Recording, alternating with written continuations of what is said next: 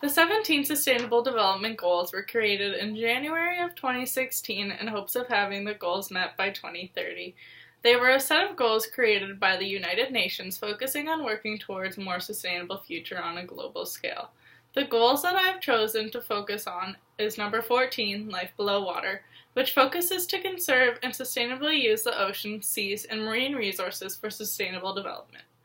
Some of the goals set for this development that are to be reached by 2020 are to conserve a minimum of 10% of coastal marine areas, and another one is to regulate marine life harvesting and overfishing, and to implement more scientific-based regulations and management plans into the industry. Although we live on the land, the ocean provides us with many things that we need and are essential for our survival as a species. Around half of the oxygen in the atmosphere comes from phytoplankton, when it goes through the process of photosynthesis by combining sunlight, water, and carbon to emit oxygen. This results in phytoplankton working as a carbon sink. The leading event that drove my interest in ocean life occurred in 2016. This is when, after 25 million years of thriving, the Great Barrier Reef was officially pronounced dead.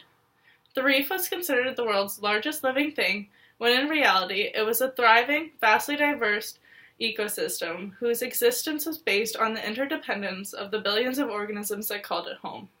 When focusing in on the topic of the ocean, it is also crucial to investigate and draw into account marine life that lives there. As in every ecosystem, the ocean has many keystone species, but the one that I'm going to focus on today is sharks. They are a species that have drawn my interest for a long time now. They are misinterpreted by many as vicious creatures due to their portrayal in the media and in movies such as Jaws. In the oceans, sharks are on the top of the food chain and work to regulate populations below them, and so on, and as a chain effect. Without them, the balance of the food chain would be thrown out of balance, and leading to overpopulation of smaller fish species becoming too much for the ocean to handle. There are many factors that are key to the survival of the ocean, and as a community, if we work together to reach the sustainable development goals of the ocean, it will be able to be a thriving place once again for marine life.